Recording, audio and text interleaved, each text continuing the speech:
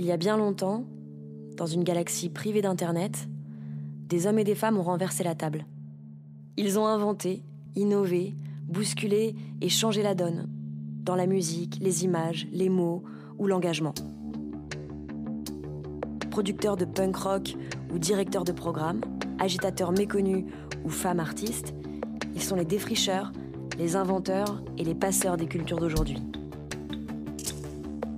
Les pionniers de la pop culture se racontent dans Transmission.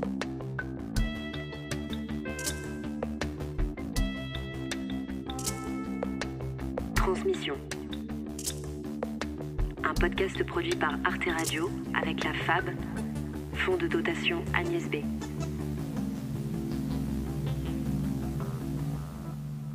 Brigitte Fontaine, par Thomas Baumgartner. Je vous déteste. Vous aussi? Ah bah, on est fait pour s'entendre alors. Quoi? Qu'est-ce que vous dites? Je suis sourde. Un peu. Vous aussi? Ah bah, on est fait pour s'entendre alors. Ça commence dans un hall d'hôtel. Un hôtel sur l'île Saint-Louis à Paris. On flotte sur la Seine. Brigitte Fontaine est là, en voisine. Ça fait des années que l'écrivain, c'est comme ça qu'elle veut qu'on dise, et chanteuse, habite là avec son mari, musicien et compositeur, Areski Belkacem. L'hôtel abrite les reliquats d'un terrain de jeu de paume, l'ancêtre du tennis. On est donc au bon endroit pour improviser quelques échanges. On tente une approche. On s'était rencontrés il y a une dizaine d'années, vous étiez venu pour la fête de la musique à France Culture, et pour un concert, non? Peut-être possible, je m'en rappelle, mais c'est tout. C'était en public, dans un grand... au sens... Enfin, je sais que je suis allé pour FIP, ouais. En live, c'est tout. Bon, on va insister pour en apprendre un peu plus sur cette figure de la chanson française, poète, depuis l'avant-garde des années 70, parfois en compagnie de Jacques Higelin, jusqu'aux albums libres et élégants comme le dernier en date, Terre-Neuve. Et pour ça, on s'appuiera volontiers sur le livre de Benoît Mouchard, Brigitte Fontaine, aux éditions du Castor Astral, et sur des textes issus des livres de Brigitte Fontaine elle-même, lus pour l'occasion par Barbara Carlotti. Tout est rien. Je est un autre. Vous écrivez où et quand? N'importe où et n'importe quand. Et sur n'importe quoi.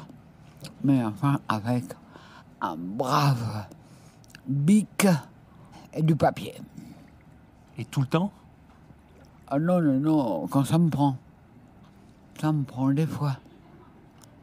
Des fois, je me relève la nuit, mais c'est très rare. Et vous relevez la nuit pour continuer ou pour commencer un texte? Ça dépend. Pardon, monsieur, je vous supplie à chaque fois. Espresso. Il veut pas. Il veut rien. C'est important ce qu'on dit de vous? Je vais vous dire un truc, une parole d'évangile. Malheur à toi quand tous les gens diront du bien de toi. Vous connaissez? C'est ce que le soi-disant prétendu Jésus aurait dit, entre autres. Il aurait dit ça, si c'est lui, et si des choses pas mal. Ce qui m'empêche pas, évidemment, d'être anticlérical complètement, laïque et agnostique. Ça vous plaît les mauvaises critiques? Je vais pas jusque-là. Je pense souvent à cette phrase de Cocteau: ce qu'on te reproche, cultive-le, c'est toi. Alors évidemment, c'est pas Jésus, mais peut-être que Jésus n'est pas Jésus. Non, Vesper. Je me veux à la fois classe et bestiale. Je me vois comme ça dans les moments d'optimisme. C'est peut-être ainsi qu'ils me voient, ceux qui m'admirent. Je ne crains plus qu'on m'admire. Fini ce maniérisme convenu où ce rêve universel sincère peut-être mes louches. Marquise, bonbonnière, rose chair, montgolfière, rocking chair planétaire, true les sphères. Lucifer en driver.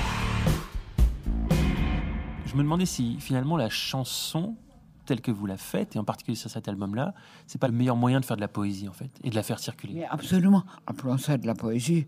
Eh bien, elle était chantée jadis dans l'Antiquité, et puis du temps de Ronsard, etc.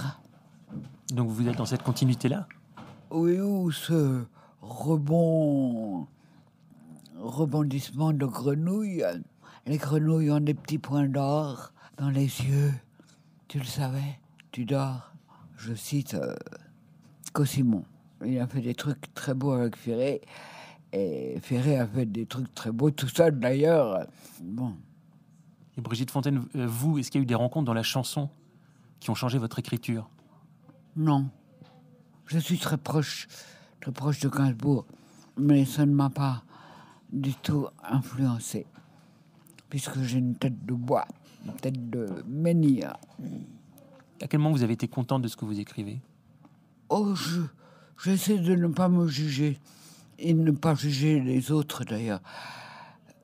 Oh, peut-être tout de suite, il y a longtemps, même ce qui n'est pas enregistré, et qui était assez terrible et assez drôle, et paraît-il très punk.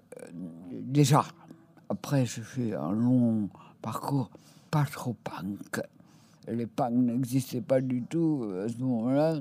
Bon, mais enfin, les gens qui m'ont vu à ce moment-là me disent cela, que c'était sauvage, râpeux et agité. Moi, je crois que vous avez avant tout été sincère. Exact, c'est gentil de dire ça.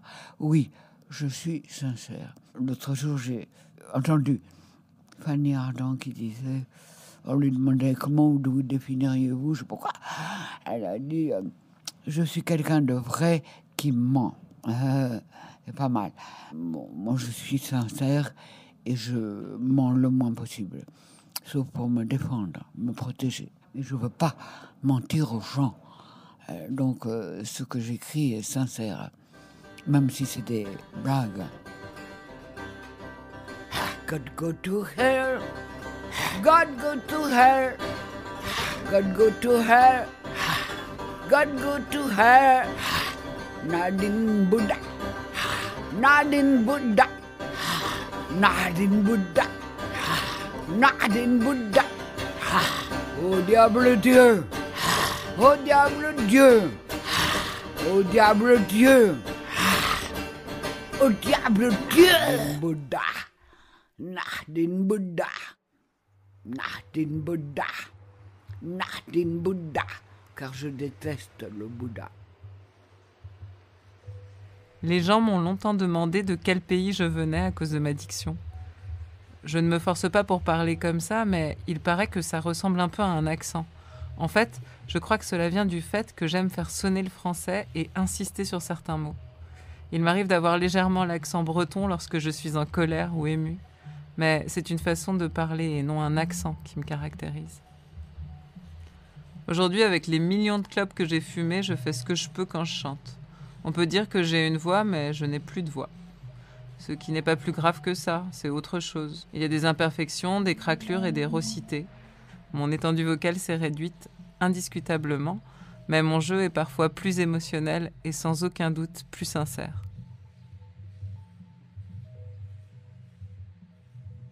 Une chanson, ça peut être une métaphore ? Merde, je suis pourtant un peu cultivé, mais un peu, je crois, mais j'ai oublié ce que c'est métaphore. Une image, une allégorie pour faire comprendre autre chose. Oh, je sais pas. Ça, c'est pas à moi de le dire. Probable, oui. Est-ce qu'il vous arrive de comprendre certains de vos textes longtemps après ? Ça peut. Je les prends avec moi. Comprendre. Prendre avec soi. Oui, quelquefois, je saisis pas très bien ce que je voulais dire. Ou alors, longtemps après, ou des trucs comme ça. Je comprends plus. De quoi ça ? De quoi il retourne ? Les hommes aux mains rugueuses, aux tempes doucereuses, aux chemises douteuses,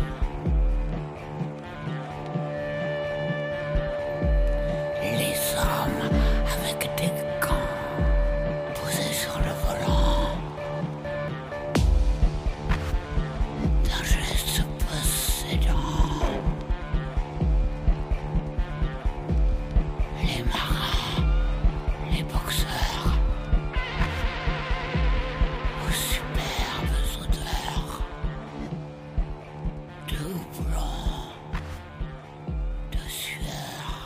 Pourquoi ça rime, Brigitte Fontaine? Eh ben, ça rime pas toujours. Il y en a en vers libre, il y en a en prose. Mais les rimes semblent être une contrainte, une difficulté. Et pour moi, au contraire, c'est un plaisir, une liberté. Ça a l'air paradoxal, mais je suis très paradoxal. Ça vous donne quelle liberté, ces rimes? Mais je ne comprends pas, justement. Enfin, la liberté de trouver, ça peut à la fois contraindre et libérer. C'est la contrainte libératrice. Oui, c'est répertorié, ça. Bon, allez, allons-y. On répertorie. Ra. Ra, ra.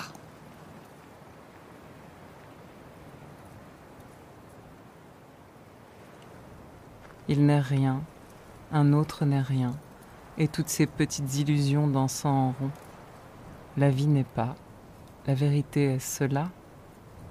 Il n'est que la souffrance, les plaisirs menteurs cachés dans l'anse de la peur, insomnie de Dieu, et sur rien ronde de bleu. Pas un ami au monde. Il ne fait pas bon dormir auprès de la blonde. Tout est pire. Rien ne peut être pire que rien. Rien n'est plus rien que rien.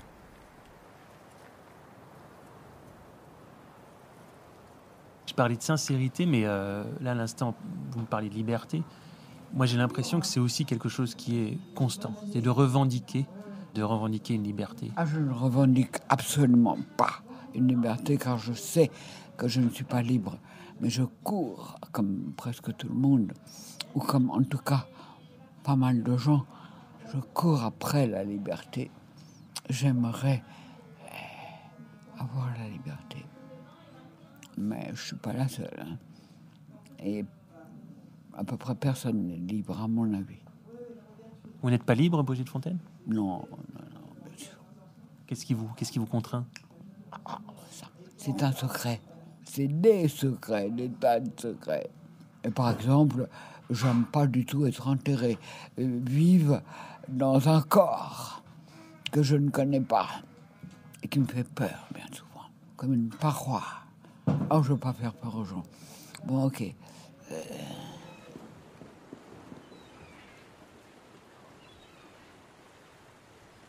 À Morlaix, dilettante, Brigitte ne travaille pas beaucoup à l'école, qu'elle déteste ouvertement. Quand un cours l'ennuie, celui de maths par exemple, il n'est pas rare qu'elle s'amuse à recopier des poèmes d'Apollinaire ou de Rimbaud de la main gauche, la main de l'inconscient. Ses résultats scolaires sont cependant loin d'être médiocres. Sa mémoire d'éléphanteau l'aide à retenir sans effort ses leçons. C'est une enfant qui a des facilités et qui, par conséquent, ne s'acharne pas au labeur. Déjà rebelle, elle s'enferme dans les toilettes pendant la récréation pour fumer les cigarettes qu'elle a chippées dans le paquet de ses parents. Morlaix, c'est le moment de la liberté, quoi. C'est ça aussi, ce souvenir. Peut-être, enfant, on n'est plus libre, en effet. D'autant plus que mes parents n'étaient pas très contraignants. Ou que je savais nager un peu, voler comme je pouvais dans les grands jardins. C'était formidable. Soucieux d'offrir à leur fille de meilleures conditions pour étudier, Monsieur et Madame Fontaine demandent leur mutation à Brest, où se trouvent d'excellents établissements scolaires. Très bien notés par l'inspection académique, ils obtiennent sans peine cette nouvelle affectation. Les années brestoises seront moins lumineuses pour Brigitte. L'adolescente supporte mal l'ambiance de garnison qui règne dans cette ville de béton. Surtout, elle se sent arrachée de ses amis morlaisiens, Suzette, Pierrot, Yvette, Daniel et les autres avec lesquels elle s'amusait tant. Au lycée de Quérichin, elle est solitaire et ne déteste rien tant que les regards de ses condisciples, garçons et filles, qui coulent comme de la lave sur son visage. C'était comme des jeunes adultes. Moi, j'ai jamais été adulte. Et ils étaient... ils se prenaient pour je sais pas quoi. C'était la plupart du temps soit des gens du peuple, soit des fils d'officiers de marine ou d'amiraux, d'amiral. Tout ça, c'était pas marrant. Je fréquentais personne. J'étais très solitaire à Brest. À Morlaix, ça c'était... Avant. C'était super. Ça, j'ai des souvenirs merveilleux. Mais Brest, non. Khra, khra. Vous savez ce que ça veut dire? Khra. Bon, alors, vous savez ce que ça veut dire? Koch, koch. En breton, ça veut dire merde. Et khra, c'est en arabe que ça veut dire merde.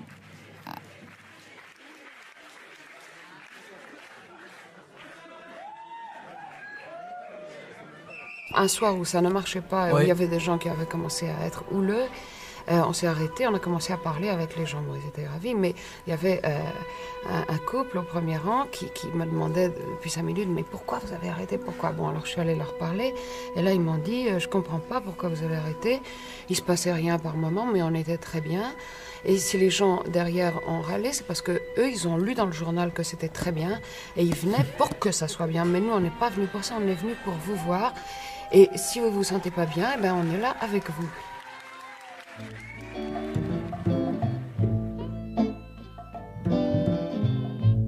Moi qui suis phobique au dernier degré, je n'ai jamais eu peur en scène. Et je n'ai jamais eu peur des réactions du public. Quand je m'avance sous les projecteurs, je fonce et je ne connais plus personne. Mais je dois avouer que j'étais sans doute plus cassante, plus froide et plus frimeuse à l'époque que je ne le suis aujourd'hui. Cela n'empêche que je faisais des choses à la fois belles ou marrantes sans jamais me préoccuper de plaire ou de déplaire. Je n'ai pas changé sur ce point et je suis toujours habitée par ce paradoxe. Je voudrais me cacher et en même temps, j'adore être sur scène. À moitié sainte et à moitié pute. Je ne sais pas pourquoi je ressens les choses ainsi. What's a kid like you doing in a place like this? Come with me, baby, and I'll make you a star. Est-ce que sur scène, il y a ça, ce sentiment-là? Il y a ça, oui. Il y a une souffrance, une grande souffrance physique, car bon, j'ai eu un accident. Okay, c'est pour ça que je n'ai pas fait de disque depuis 3 ans ou 4 ans. J'étais plus ou moins alité à cause de cet accident. Voilà, il y a une souffrance physique et également une sorte de liberté et de plaisir. Et pourtant des efforts aussi.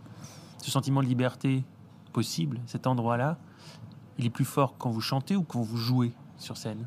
J'ai l'impression de jouer tout le temps, même quand je chante. Et c'est souvent à moitié parlé d'ailleurs, par justement une prise au lasso de liberté. Prendre l'assaut, ça veut dire prendre des risques? Oui, j'aime prendre des risques.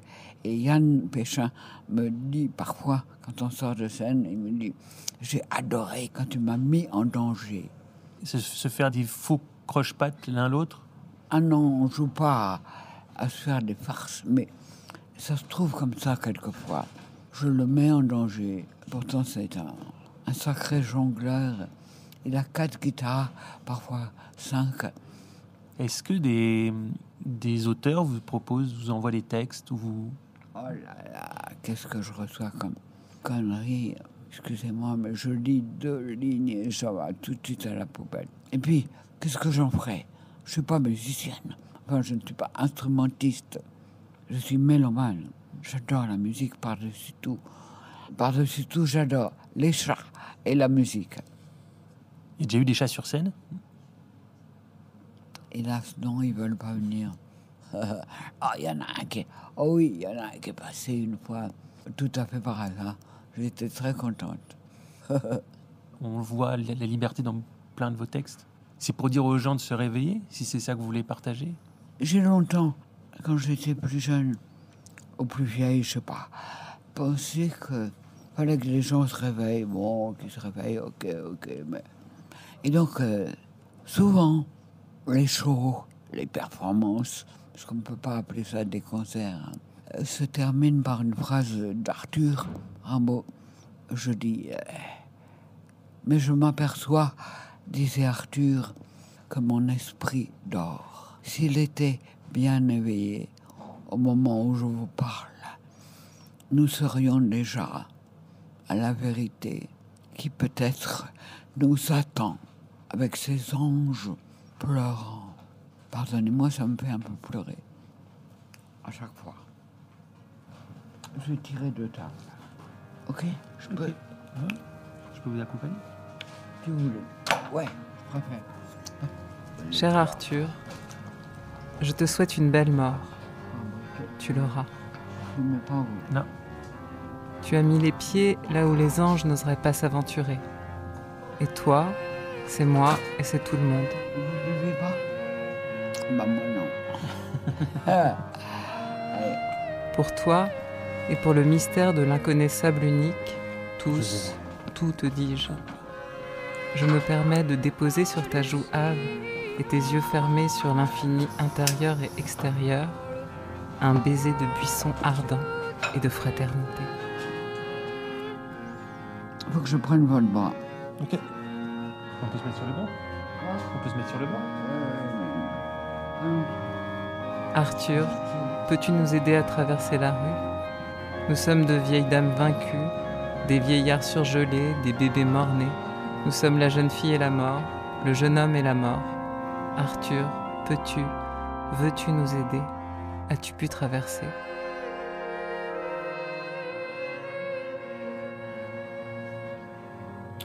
Alors Rimbaud, vous l'appelez Arthur ? Ouais, il s'appelle Arthur. Comme Arthur H. Mais rien à voir. J'étais dans une émission une fois à France Inter, dans le bar, le grand bar là. Et alors on lui demande qu'est-ce qu'est pour vous Brigitte ? Alors il dit Brigitte c'est l'héritière de Rimbaud. Alors je dis oui, ce salaud, il m'a pas laissé un rond. Chacun est unique. Il n'y a pas d'héritière ni d'héritier.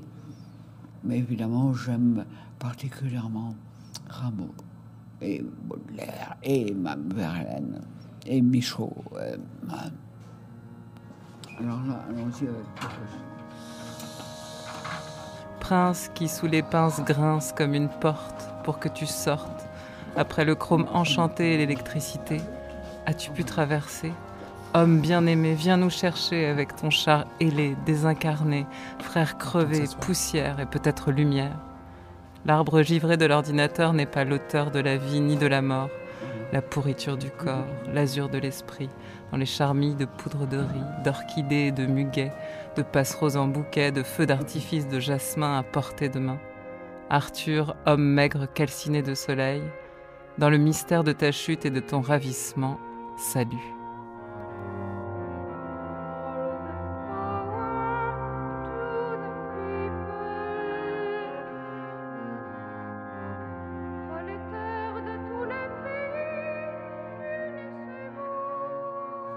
Vous lisez quoi ?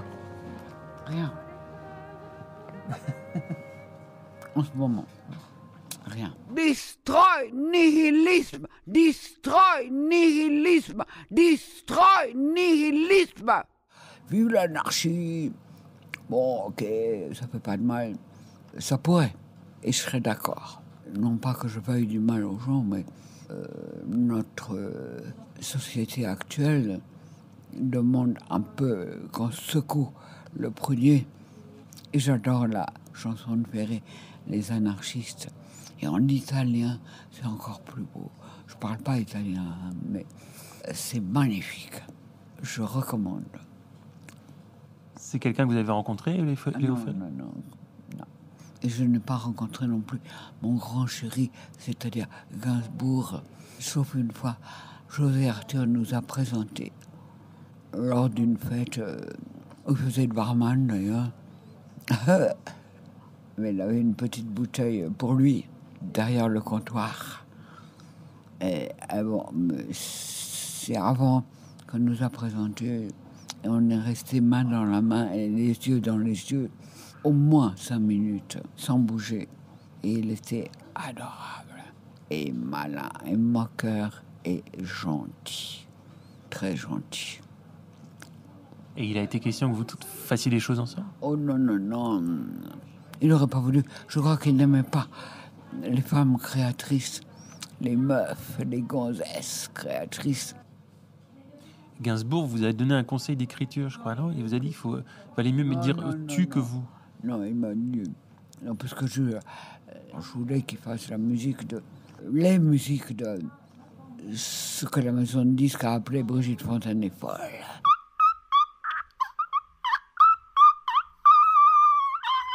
Et il m'a dit, non, ma mythologie, à moi, c'est les Minets et les Boudins.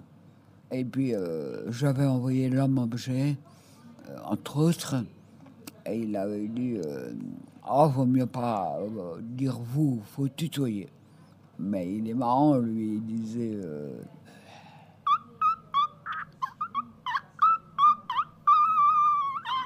Je ne veux plus rien de vous. Pour être vous, faut être à moitié fou. Bon, il employait le vous. Mais enfin, il mouchait une petite, presque débutante. Il était simplement moqueur, volontairement. Il me remettait à ma place. J'ai galopé chez Marina, qui est plus qu'une sœur pour moi.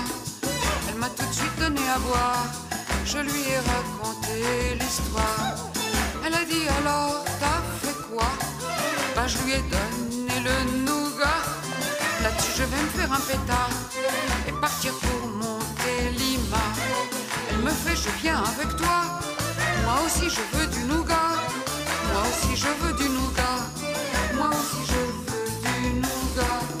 Moi aussi je veux du nougat. Moi aussi je veux du nougat. Vous voyez bien à travers les gens, non? Depuis longtemps. Pas à travers, avec les yeux, dans les yeux. C'était une journée de février, douce et ensoleillée exceptionnellement. Aussi, je n'y tins pas. Je mis mon manteau de cygne noir et je sortis. J'avais à peine fait quelques pas que j'aperçus un grand japonais assez beau gosse qui restait figé à mon approche et commençait à me couver. Encore un qui aime les vieilles dames, et je passais avec dignité. Il faut dire que je venais d'avoir 43 ans et que j'en avais marre de tous ces freluquets qui me dévoraient des yeux ou m'offraient des cigarettes en pleine rue. Je marchais très vite, environ un quart d'heure, et j'entrais dans un café que je connaissais. Le garçon m'accueillait en me disant que j'étais belle. Je fis une grimace et me jetai dans le fond de la salle où, pour marquer ma mauvaise humeur, je commandai une camomille que j'avalais d'un trait. J'ai lu le récit de ce concert au Ranelagh que vous avez arrêté au bout d'un quart d'heure. Et ce que vous dites aux gens, c'est parce que vous aviez compris ce qu'ils étaient. J'avais tout prévu. Et également la moto qui m'attendait derrière à la sortie des artistes. C'était comme déposer une bombe. Pierre Barou avait dit « Ouais, c'est marrant, mais quel narcissisme !» Il avait peut-être pas tort pour une fois. Mais j'étais sincère. Du moins, je le croyais. Je dis qu'ils avaient l'air d'un cimetière militaire, que c'était une position dégradante d'être la personne seule face à la foule, avec eux qui ont la bouche ouverte pour qu'on les nourrisse. Bon, le truc comme ça. Et je les ai prévenus au début. Je leur ai dit, je vais partir dans un quart d'heure ou dans 20 minutes, je sais plus. Et j'avais demandé au patron d'emmener la caisse sans lui dire ce que j'allais faire, évidemment. Et je lui dis, vous ne serez pas remboursé. Hein. 1, 2, 3, courez. Respirez. Ouvrez la fenêtre. Courez. Qu'il fait bon chez vous, maître Pierre. Qu'il fait bon dans votre moulin. Hardi, petit gars. Bonnet ciré. Sourire aux lèvres. Hardi. L'histoire de la chanson française a retenu l'année 1972 comme date officielle de la première entrée en clandestinité de Brigitte Fontaine. Si la rupture était déjà en germe depuis ses débuts, elle se concrétise à travers un spectacle que la chanteuse qualifie aujourd'hui d'acte terroriste. Mexico.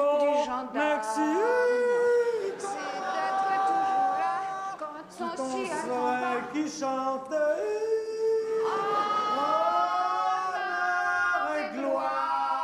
Ce soir-là, ce n'est pas une femme chat qui est montée sur scène, mais une lionne aux griffes et aux crocs acérés, prête à l'attaque.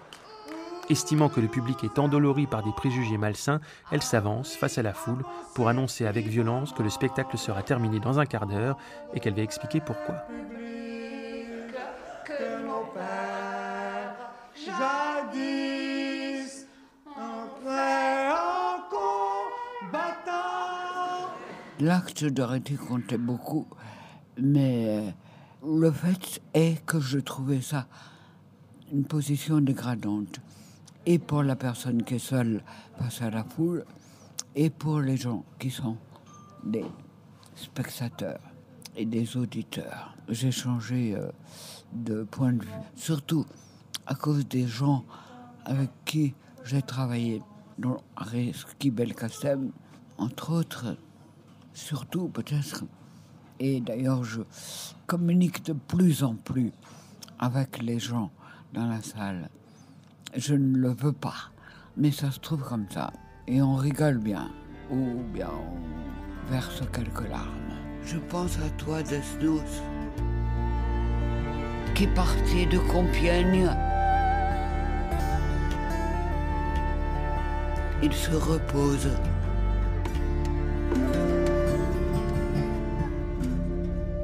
Il y a une chanson que j'aime beaucoup d'ailleurs, qui s'appelle « Mais parlons d'autre chose ». Eh bien, ce sont des phrases qui ne sont pas de moi, à part 2 ou 3, qui sont des phrases que je trouve magiques.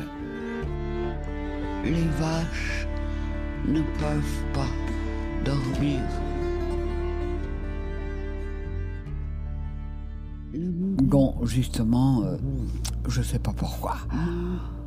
Je ne sais pas jamais pourquoi. Je les trouve magiques. Il y a du racia, je sais pas quoi. Et le protocole veut que l'on fasse une danse avec l'ambassadrice de France. Il y a un truc de ferré aussi. Ça n'a l'air de rien. Des trucs qui n'ont l'air de rien. Et qui vous tirent des larmes, par exemple. Comme à Saint-Aubin-sur-Mer, que je ne connais pas. Bon, moi, ça me tire des larmes. Je sais pas pourquoi. Il faut pas chercher à comprendre. Je crois pas.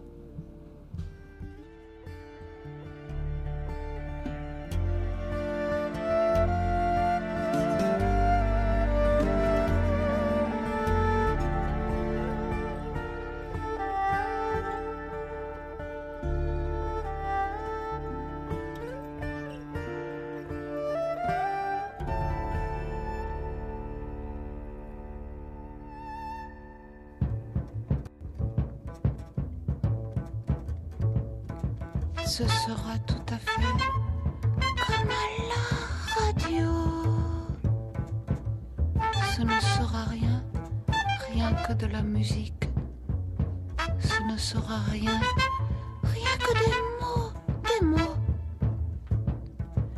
Des mots, comme à la radio. Ça ne dérangera pas, ça n'empêchera pas de jouer aux cartes. Ça n'empêchera pas de dormir sur l'autoroute. Ça n'empêchera pas de parler d'argent. Ce sera tout à fait comme à la radio. Ce ne sera rien, juste pour faire du bruit. Le silence est atroce. Quelque chose est atroce aussi. Entre les deux, c'est la radio. Tout juste un peu de bruit pour combler le silence. Tout juste un peu de bruit et rien de plus. Tout juste un peu de bruit, n'ayez pas peur, ce sera tout à fait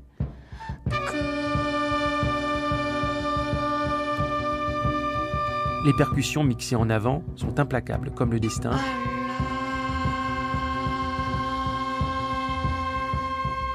La flûte sauvage est stridente, la trompette haletante, le hautbois angoissant.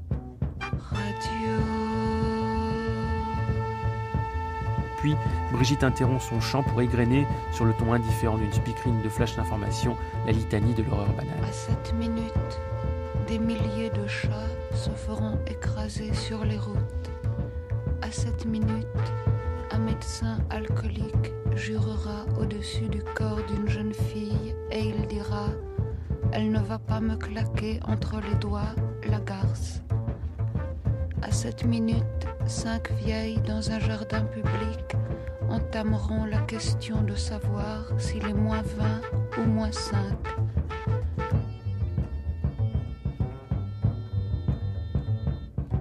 On ne peut pas dire que j'étais une jeune fille libre, contrairement à l'expression consacrée. Mais n'ayez pas peur. Ce qui n'était pas bien, c'est que je me laissais souvent faire, même quand le mec ne me plaisait pas.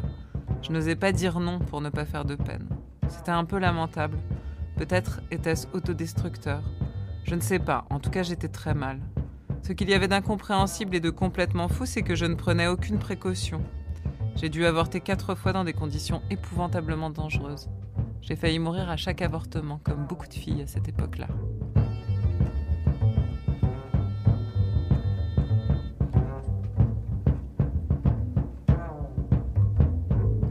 Mais n'ayez pas peur. Mais il y a une dimension quand même intéressante qui est la voix des femmes qui se fait entendre. Comment vous voyez ça ? Je suis née pour venger mon sexe. Qu'on en parle tout des mal. Ah bah, le sexe fort. À mort, à mort, à mort.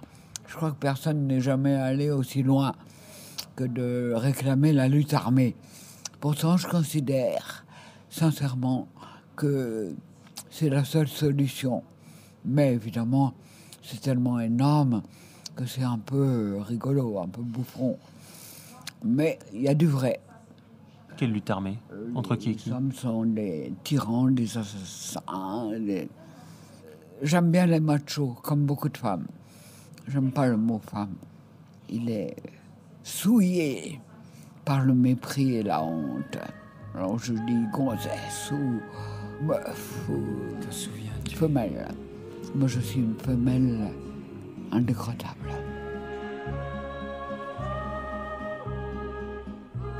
Partout, on n'entend parler que de l'amour. Quel intox. Non, franchement, la légende de l'amour, c'est laborieux, c'est n'importe quoi, non ? Et puis d'ailleurs, qu'est-ce que c'est à la fin ? Un état, une maladie, une envie de pisser, quelque chose qui vous prend et vous lâche ? Le lieu de tous les désirs, des impossibilités, des angoisses, des questions, des haines, de l'intelligence ? Je n'y crois plus. Depuis combien de temps ? Est-ce que j'y ai jamais cru ? Est-ce qu'un jour je serai capable d'aimer ? Et d'ailleurs, est-ce que ça existe vraiment, aimer ? Est-ce que c'est ça la question ? Aimer ou ne pas aimer ? Nous sommes des malappris, des malapprises. On ne nous a rien appris. L'amour n'existe pas. C'est pour ça qu'il faut le faire.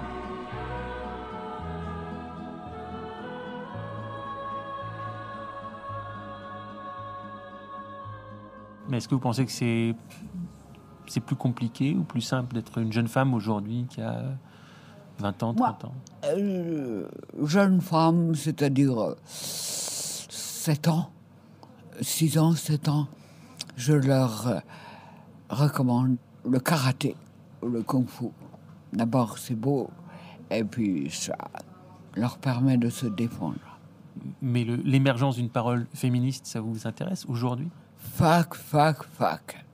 Bon, elles ont fait des trucs un peu bien féministes. Moi, je ne suis rien en iste, ni je ne suis rien du tout. Voilà. Vous êtes une chantiste ? Une chantiste ? Non, une artiste. Peut-être. Sûrement.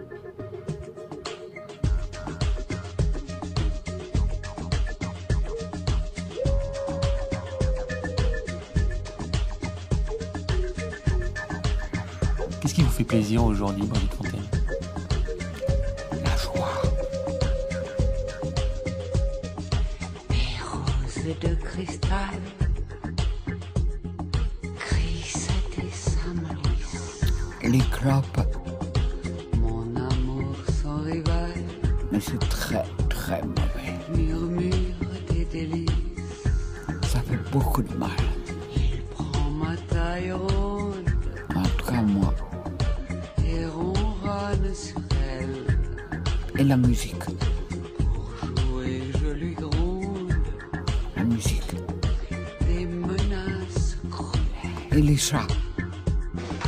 L'opéra de Vermeil mais pour l'instant, j'en ai pas. S'échappant du laser, Ça me manque beaucoup. remplit l'air de soleil et d'ombre passagère.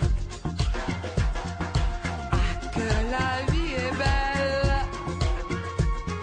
Soudain, elle éblouit Merci beaucoup. comme un battement d'ailes. Ciao. D'oiseaux de paradis, Ciao. que la vie est belle. Chefs de bande ou francs-tireuses, les pionniers de la pop culture se racontent dans Transmission, un podcast mensuel produit par arteradio.com avec la FAB, Fonds de dotation Agnès B. Ciao. Ciao. Marche dans l'hiver, brillant comme une abeille, brillant comme un éclair qui tuerait les merveilles. La joie vous souffle au cœur